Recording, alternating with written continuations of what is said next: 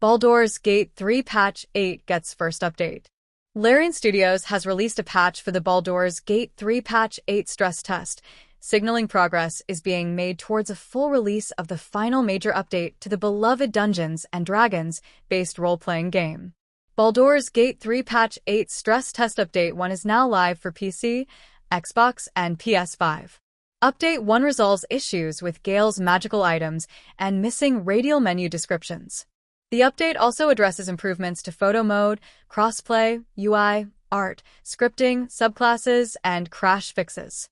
Stress Test Update 1 is now available across PlayStation 5, Xbox Series X and S, and PC, and includes mostly bug fixes, focusing on things like Gale getting greedy for magical items again and radial menus showing their descriptions as intended. Larian Studios has released Update 1 for Baldur's Gate 3 Patch 8 Stress Test, fixing issues involving Gale's magical items, missing radial menu descriptions, and more. Baldur's Gate 3 Patch 8 Stress Test Update 1 is now live for PC, Xbox, and PS5. Crossplay is one of the features many fans are eagerly looking forward to, as it will let new parties form across console lines. This is, unfortunately, one of the trickiest bits of Patch 8, and Larian notes they're still investigating some instances of crossplay not working as intended. The update does include some fixes, so stress testers might want to give another go if they've had crossplay issues thus far. Gameplay.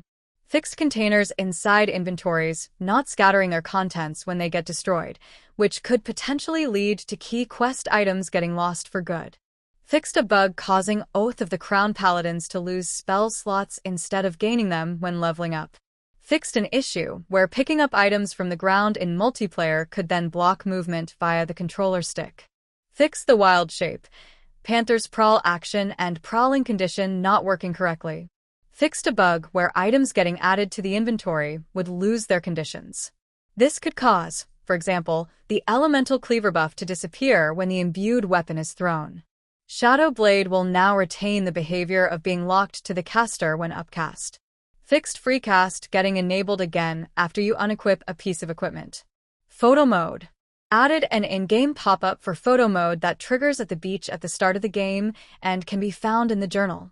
Updated photo mode's screenshot function on Steam Deck so that it uses Steam's proprietary screenshot function so you can access your photos more readily from the Steam Screenshots page. Prevented characters from being able to pop into private cutscenes while activating photo mode when playing in multiplayer. Hit the toggle photo preview legend while taking screenshots via Steam's screenshot function. Fixed photo mode making the screen go blurry when opened on split screen. Added camera shutter SFX when taking a photo in photo mode. Fixed the attacking and jumping poses for wolves.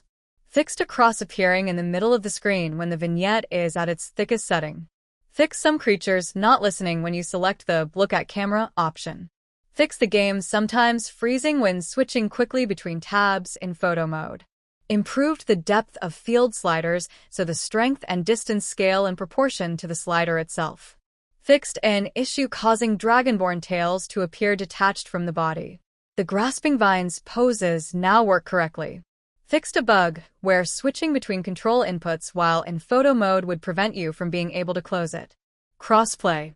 Fixed an issue that could get the client stuck in a loading screen if the client unfriends the host and then clicks Join Party after re-adding the host. Fixed some of the PS5 splash screens not showing up when they should. Fixed a crash at the start of combat. Subclasses. The Booming Blade tooltip now updates its values when upcast. Fixed an inaccurate bonus value in the Rakish Audacity tooltip. Updated Toll the Dead and Bursting Sinew to work with potent cantrip and deal half damage on saves. Fixed Pact of the Blade's extra attack being added to deepen Pact even if you didn't choose Pact of the Blade. Fixed the Reaper passive letting you target the same target multiple times. Updated the light source used by shadow magic sorcerers to improve the visibility for the Eyes of the Dark ability. Fixed a bug allowing you to infinitely switch your twinkling constellation for free. Dirty trick. Sand Toss now uses your dexterity modifier on attack. Art. Fixed an issue causing the flaming fist armor to clip and generally freak out a bit. UI. Fixed a bug with Gale's donation UI preventing you from feeding him magical items. All of the Hexblades class actions and subclass features are now shown correctly in character creation. Fix the new subclasses action resources not showing up when leveling up. Fix button or keyboard shortcut inputs in the UI sometimes not working. Fix some reaction tooltips like Divine Allegiance not showing some values correctly in the description. Fixed a bug causing the UI to lock up when rapidly switching between keyboard and mouse input and controller input. Fixed a bug where opening the main menu on controller wouldn't automatically select the resume option at the top of the menu. Fix the condition icons on the party line getting duplicated when transitioning between acts during crossplay.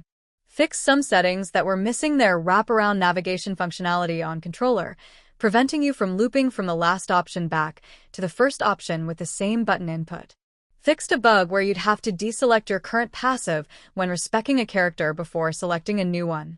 Now you can just click the new one. Fixed a bug that caused the toggleable illithid powers to disappear from the character sheet and be uninteractable in the illithid powers UI. Fixed player avatars not showing up in the multiplayer/crossplay lobby.